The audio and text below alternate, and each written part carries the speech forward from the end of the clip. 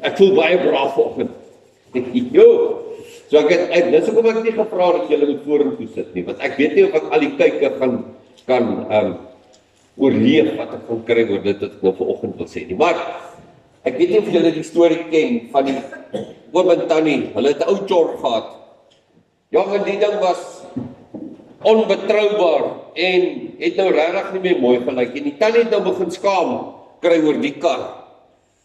En die oomie was daarom nou ook vermoeiend geweest. Jy weet, dis nou nie asof hy nie 'n nuwe kar kon bekostig nie. Toe skimp sy eendag vir hom en sy sê, "Jong, wil jy nie maar vir ons iets anders kry nie? Iets wat so van 0 tot 120 gaan in so 3 sekondes." Okay, dis 'n ding met 'n paar pere onder die engine kap, as hy dit reg kry. Toe kom die oomie by die huis aan met die ding. En weet julle wat is dit toe? 'n badkamerskaal.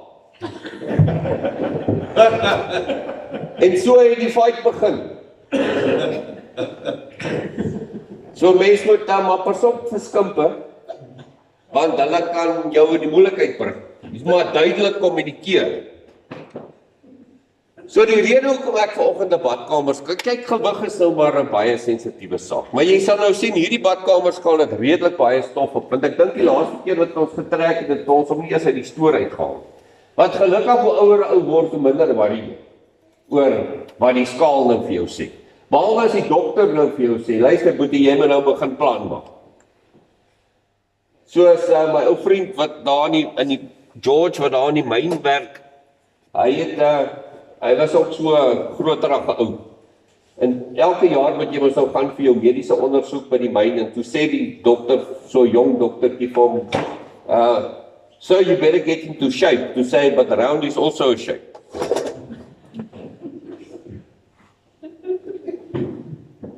Weet julle wat? Gewig, wanneer mens praat oor die heerlikheid van God, as jy kyk na die Hebreëse woord, dan praat dit van massa, dit praat van gewig. Dit praat van iets wat aanvoelbaar, amper aantasbaar is. As jy nou daar in 2 Kronieke gaan kyk waar hulle ek dink is hoofstuk 5, waar hulle die tempel ingewy het. Toe hulle sê toe die heerlikheid van God oor hierdie tempel of hierdie tempel ingaan. Toe dit was asof die aarde gebewe het. Hulle sê die priesters het neergeval, want dit was so swaar. Hulle kon nie aangaan met hulle werk nie. Hulle het uitgehol daar, die wat nie neergeslaan het nie, het weggehardloop. Die heerlikheid en teenwoordigheid van God is swaar. So as die Here met alle respek op die skaal geklim het, het hy van 0 tot 400 gegaan in geen tyd. En nou sê die Bybel vir ons, maar ons dra die heerlikheid van God. Christus in my, die hoop op heerlikheid. Hy sê in 2 Korintiërs 3 vers 18 praat Paulus oor die gees wat in ons is, en hy sê hierdie gees transformeer ons van heerlikheid tot heerlikheid in dieselfde beeld van God. So ek as kind van die Here moet gereeld op die skaal gaan klim en my verbly oor die feit dat my gewig is besig om toe te neem. Soos wat die Here al meer en meer beheer oor my lewe kry, soos wat ek al meer en meer goed aan die Here oorgee, raak ek swaarder met die teenwoordigheid en heerlikheid van God. So ons is besig met 'n reeks waar ons praat oor God is besig om sy kerk te bou. En ons het gelees in Hebreërs wat sê die Here het gekom en 'n fondament gelê, 'n fondasie gelê, aansien van vergifnis van sonde. En dat hy ons van die dood na die lewe geneem het. En sy genade vir ons gegee het. Maar is nou tyd dat ons moet, jy bou tog nie 'n gebou en gooi die fondasie en los die ding daar. Ek dink 'n argitek sal hom besimpeld hou as hy vir jou planne gee En al wat jy doen is jy gooi die fondasie. En sê nou is dit klaar. Want die visie en die plan wat hy het, die ding kom nie verder nie. Ja, die fondasie is belangrik. Maar as die fondasie gegooi is, nie bou. So die Here het die fondasie kom lê vir sy kerk.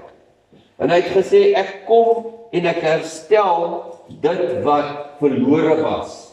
Dis hoekom hy sy seun gestuur het. Ons weet dit. Ons hoor dit al vir 2000 jaar lank. Is julle by? Ja. Hier moet julle my nie verloor. Ons weet dat Jesus gekom het om die verhouding met God die Vader te herstel. Kyk, ek is besig om te praat oor die fondasie wat Jesus kom lê. Okay, Hans, ek pik altyd op jou met jy voor in die kerk sit. Maar ek gaan nou vir jou sê, Antoinette, onthou wat ek nou gesê het. Want ek gaan nou hier op 'n sypaadjie afgaan en moet terugkom hiernatoe. Die fondasie wat Jesus, wat God gebou het, gaan jy my terugbring soontoe. Kyk. Jesus kom in die vlees aarde toe. En hy kom na mense toe wat baie formele manier van aanbid gehad het. Wat goeders in boeke gehad het oor hoe moet mens goed doen. En van geslag tot geslag is die goed oorgelewer en gesê dis hoe ons dit doen. En die boodskap wat hierdie godsdienst gehad het, was God is beperk tot 'n sekere plekkie wat ons noem die allerheiligste plek. Deur al hierdie rituele en stappe te volg en die formule te volg, as jy iets verkeerd gedoen het, dan moet jy dit doen. As jy wil dit doen, dan moet jy dat doen. So daar was hierdie, almal het geweet. Maar God was ver. God was ver. My vraag aan jou vandag is God ver? Nee. En toe kom Jesus en hy begin met hierdie bergpredikasie. En ek is altyd verstom myself partykeer. Hoe ons goeders lees, maar nie dink. En ek veral. Hoe Jesus kom en hy sê, man, dit is hoe julle moet bid. Nou luister mooi, Ben, jy moet my, asseblief, julle moet my nie verloor. Oom daar agter, is jy wakker? Jy, Dametjie, jy wat so op jou, is dit jou ma of jou ouma? Ek kan nie mooi sien, ek met bron. Jy moet luister, my kind. Jesus kom in 'n tyd wat godsdienst so gestruktureerd is. En hy kom sê, wanneer jy bid, nee, julle moet nie worry, jy hoef nie vir ons te leer om te bid nie. Ons weet hoe om te bid. As ek wil bid, dan moet ek dit gaan op die altaar neerlê en ek moet na die priester toe gaan en ek moet so maak en dan sal die Here my hoor. Jesus sê nee. Wanneer jy bid, gaan jy na jou binnekamer. O, nee, dit is godslasterlik. Hoe kan ek na my binnekamer toe? Wie sê ek? Ek is nie 'n priester nie. Ek is nie 'n leviet nie. Ek het geen opleiding nie. Ek is maar uit die stam van Benjamin. Ons is nie geregtig om God te nader nie. Verstaan julle hoe Jesus hierdie mense se hokke geskik het? En ons wat in hierdie vry en verligte tyd lewe waar ons geleer word van dat jy so groot is, dit gaan oor 'n persoonlike verhouding met Jesus en met die Vader deur die Gees. Ons lees oor daai goed en ons skiep oor dit. En ons kan nie verstaan hoekom die mense vir Jesus kwaad geraak het. Hulle het van kwaad geraak, want hy het hulle hokke geskit. Hy het nie net die hok geskit nie, dit was soos 'n aardbewing. En mense het gesukkel om anders te dink oor goed. En al wat Jesus kom sê het is, hy het naby gekom, en weet julle wat, hy was nog nooit ver. Hy was nog nooit ver. Hy het naby gekom. Gaan na jou binnekamer toe, en daar bid jy tot jou Vader.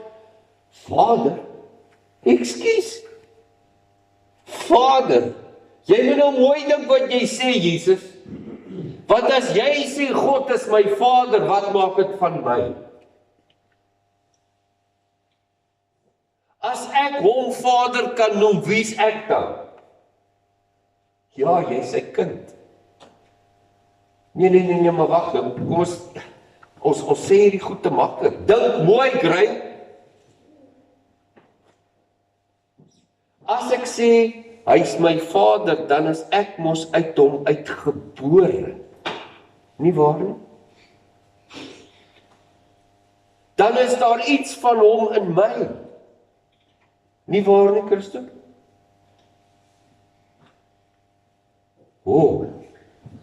Nou verstaan ons hoekom hulle hom aan 'n kruis vasgeslaan het. En nou verstaan ons hoekom hulle hom 'n godlasteraar, 'n blasphemous genoem het. Want hoe durf hy? Hoe durf hy vir een oomblik selfs net suggereer dat die Vader het naby gekom. En daar's iets van die Vader in my. Daar's iets van die Vader se lewe in my. Daar's iets van die Vader se beeld in my. En dit, my liewe broers en susters, is die heerlikheid van God wat naby gekom het. Daai selfde heerlikheid wat die tempel tot in sy fondasies geskit het. Daai selfde heerlikheid is nou in my. En daarom sê Paulus, weet julle dan nie dat julle die tempel van die Heilige Gees is. OK, kan ek aangaan? Antoinette? Nee, ek kan nie aangaan. Jy moes my herinner. Nee, ek is nog besig om... OK, maar ek is nou weer terug op die hoofpad. Waar het ek gestop? Op die fondasie. Op die fondasie. Goed. So dit is die fondasie wat Jesus kom lê. Die heerlikheid is herstel. Die beeld is herstel. Hy sê nou moet ons bou. Maar weet jy wat, dit voel vir my asof ons, soos die skrywer van die Hebreërs gesê het, ons het by die basiese leringe oor Christus vasgehang. Ons het nie verder gegaan nie. Nou soos ek 2 weke terug vir julle gesê het, die Here is besig om sy kerk te bou, né? En dis sy kerk, dis nie my kerk, dis nie ons kerk nie. En dis ook nie hierdie struktuur wat jy hier sien nie. Sy kerk is 'n lewende organisme, dis ons. Hy is besig om sy kerk te bou. Mense raak in paniek en sê, maar die kerk is besig om te verdwyn.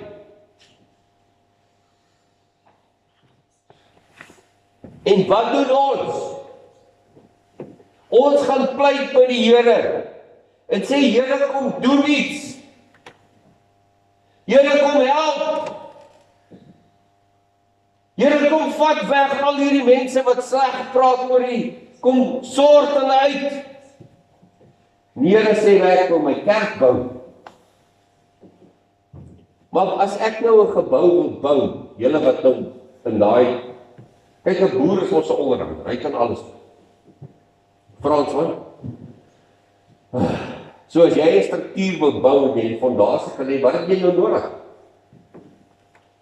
Jy het nou nodig om hierdie struktuur op te rig, jy moet die hoekpale insit en jy moet, of jy nou met I-beams bou, met sinkplaat, en of jy met stene bou, jy die boumateriaal nodig. Die Here sê ek wil bou, maar ek het nie materiaal nie. Hoe nou? Waarmee bou hy? Hy sê in Petrus, hy bou sy kerk met lewende stene. Né? So wat is jou en my opdrag? Wat is jou en my taak Wat is jou en my bydra tot die kerk? Ek moet 'n lewende steen. En wat is 'n lewende steen? 'n Lewende steen is iemand wat besef en weet dat ek is uit God gebore. Dis tog die wedergeboorte waarvan ons so baie praat. Weer 'n ding wat ons so maklik sê en nie regtig verstaan nie. Ons dink nie aan die wyeer impak van dit wat ons sê nie. Ek is weergebore, ek is uit God gebore. Gaan dink net 'n bietjie man, dis hoekom Paulus sê ons moet ons, ek ken dit nou net in Engels. Ons moet ons redding met vrees en bewering uitwerk. Ons moet hom bedink. Jy moet dink oor hierdie goed. Ons praat te maklik. Jy moet hierdie goed bedink. Dit uitdink. Dis logies. En jy moet die Here vra om jou te help in hierdie proses. OK. 'n Lewende steen is iemand wat weet dat God in hom woon. En daar's 'n lewende verhouding. Jy sien, nou kan die Here jou gebruik. En ons het gekyk 2 weke terug. Ek het nog nie eens die skrifgedeelte gelees. OK, maar ons kom daarby. Waar hy sê hy gee sekere gawes aan die kerk, nie? Sommige is as apostels, priesters, profete, evangeliste, herders. Hy gee hierdie gawes vir die kerk. Maar as jy moet luister. As jy op hierdie stadium nie weet, en ek bedoel nie, dis 'n ding wat jy met jou mond bely, omdat Frans sou dit sê, nou sê jy dit ook, maar ek is 'n kind van God. As jy dit nie mooi deurgedink het, en besef, wat dit beteken om te sê, ek is 'n kind van God, dat sy gees in my woon, en hy wil nie net daar bly nie, hy wil deur my werk. Ek sê ons het 'n verwagtende kerk geword, maar niks word gebore. Ons bly verwagtend. Ons bly sit en wag vir iets. Ek weet nie vir wat. Ons wag vir Jesus om weer te kom, of ons wag vir hom om herlewing te bring, of ons wag. Ek weet nie waarvoor wag almal nie. Of ons wag om dood te gaan en hemel toe te gaan. For goodness sake, kan ons nou net ophou wag en besef dat wat hy vir ons kon doen, het hy gedoen. En wat hy vir ons kon gee, het hy gegee. Hy kan niks meer doen nie. Dis nou in ons hande. Gaan ons nie goed vat en glo en sê, Here, ek staan op, ek steek my hand op, ek sê, hier is ek. Ek wil oor hierdie goed leer. Ek wil dit my hele lewe hierop bou, want dit is my hele lewe. En enigiets anders wat ek bou is 'n gebouetjie op die sand. As die dinge in die wêreld net so bietjie, dan tuimel alles in mekaar. Dis dit nie so nie. Of dit nou ekonomie is, en of dit nou geleerdheid is, en wat ook al. Ons moet begin bou op die rots. Hoor julle wat ek sê? Hoor julle my? Julle moet my hoor. Jy is nie maar net nie. Jy is nie maar net nie. Jy is 'n lewende steen en daar is gawes in jou ingesit. En daai gawes is nie vir jou nie, John. Dis vir die kerk. En as jy daai gawes nie met ons deel nie, dan suffer ons. Ons moet ernstig wees met hierdie goed. Dit is jou hele lewe. Dis jou hele lewe. Dit is jou hele lewe. Matteus 6.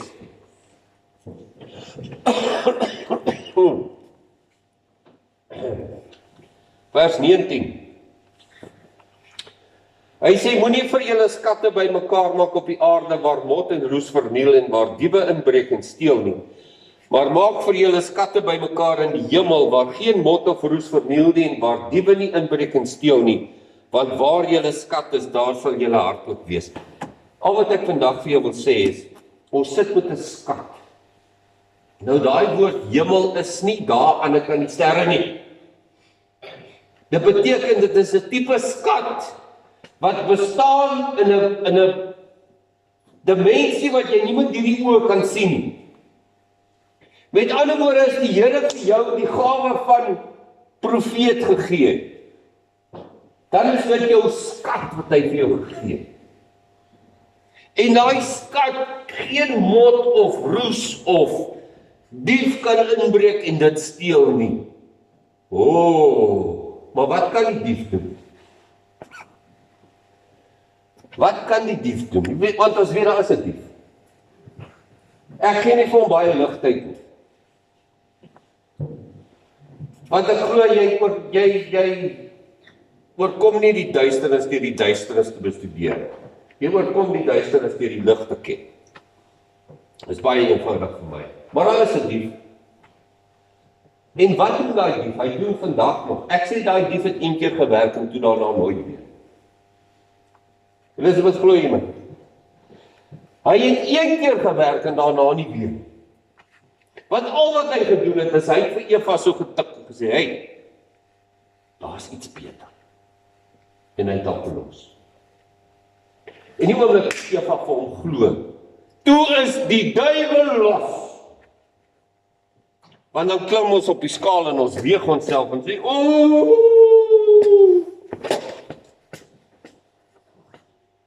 En vir elke een wat 'n probleem het oor jou gewig wanneer jy op die skaal klim, wil ek vir jou Bybelvers gee, daar staan mene teken. Wat beteken dit? Jy is geweeg en te lig gevind. So gaan plak dit op jou skaal. Dan gaan jy nie meer worry oor jou massa. Jy sien al wat ons, en is ongelukkig die leuen wat ons tot vandag toe nog glo. As ek vandag vir jou sê, Lillet, die Here het jou geskape, volmaak. Na liggaam, siel en gees is jy volmaak.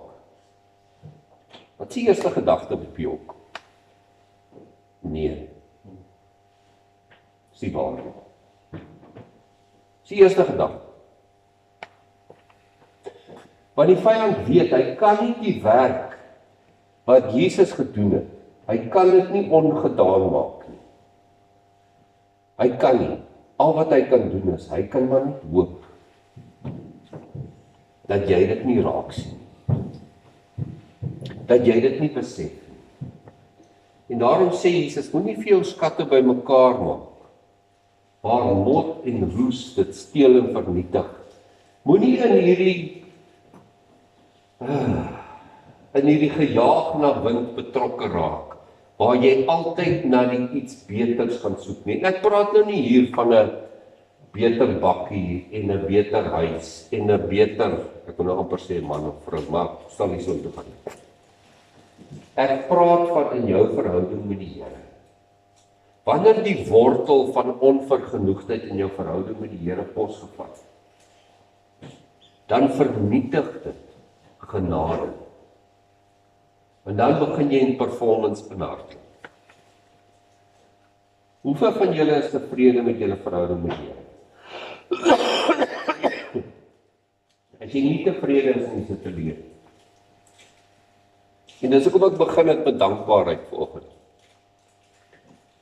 Jy gaan vandag teruggaan en jy gaan vir die Here sê, dankie vir jou verhouding met hom.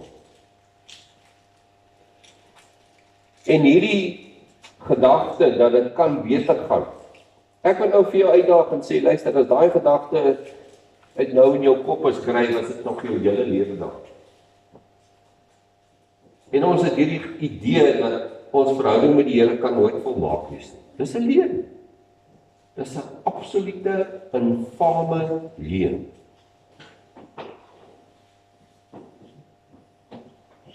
Vir ons om lewende stene te wees, moet ons by die punt kom waar ons stop en sê, dit wat hy vir my gedoen het, was volmaak. Hy kan vir my niks meer doen. Al wat ek kan doen, is om dit te neem en te sê, Here, dankie. Ek gaan meer en meer elke dag leer oor dit wat hy alreeds vir my gegee het. Hoor mooi, want 'n dief gaan nie by jou huis kom inbreek, Hilda, as jy nie iets het wat vir hom waardevol is. Hoor jy? En dis hoekom die dief by ons kom inbreek, want ons sit met iets waardevol. En ons weet dit nie. Ons weet dit nie. Ons het dit vergeet. Daarom sê Hosea 4:6, my volk gaan ten gronde as gevolg van gebrek aan kennis. Wat beteken die woord kennis? Onthou julle? Genesis 4:1 staan daar, Adam het sy vrou Eva geken. Nou daai woord ken is die kernwoord vir kennis. Met ander woorde, Adam was intiem by sy vrou en toe het sy swanger geraak. Net so gaan my volk ten gronde as gevolg van 'n gebrek van intimiteit met my. As jy 'n lewende steen wil wees, begin jy met intimiteit met jou Vader. En gaan dink oor wat is Vader. En as hy my Vader is, wie is ek? So wat ons moet ontdek is sy teenwoordigheid binne in my. Ek is sy tempel. Gaan ontdek dit. Gaan ontdek dit. Gaan ontdek dit. Dit is daar. En man, jou kop gaan vir jou sê, ja, maar ek is nie goed genoeg nie. Dan sê jy vir jou kop, ek hoor jou. Ek hoor jou. Dis 'n interessante argument wat jy maak. Dis nie die waarheid nie, maar hoor jy. Dankie. En jy raak soos 'n Rottweiler wat 'n been in sy bek het en 'n maat, jy hou vir hom. En jy hou nie op nie, totdat jy sê, Here, dankie, ek sien en ek ervaar en ek weet. Ek weet. En daarom kan ek sê, dankie. Ek kan sê, dankie, dankie, dankie. Dis soveel meer as wat ek ooit kon dink. Dis soveel meer as wat ek ooit voor kon hoop. Dis so eenvoudig. Ek lees weer hierdie week, waar Jesus sê hierdie goed is vir kindertjies. Hulle verstaan dit. Hoekom? Want hulle verstand redeneer nie teen hulle. Hulle verstaan dit. Vra vir daai kind of Jesus in sy hart het. Absoluut. Hoe dan anders? Kom ons dink net 'n bietjie oor wat ons sê. Kom ons dink net weer 'n bietjie oor wie ons is. Moenie vir jou skatte bymekaar daar buite nie. Nou, ek gaan miskien, wanneer ek nou weer terug is, wanneer is dit oor 2 weke? Julle moet my herinner, asseblief, ek moet praat oor hierdie skatte wat ons bymekaar het. Want ons ervaar 'n gebrek binne in ons. Wanneer ons nie die volheid van sy teenwoordigheid binne ons ervaar ons 'n gebrek ons. En dan gaan soek ons goed in hierdie wêreld. Ons gaan soek identiteit, met ander woorde, wie's ek? Waar pas ek in? Ons gaan soek liefde. Weet jy wat's liefde? Liefde is iets wat jou vat van hier waar jy nou is tot iets waar jy baie meer is as wat jy self ooit kon bid of dink of glo. Dis wat liefde doen. Liefde transformeer jou. Soos 'n metamorfose.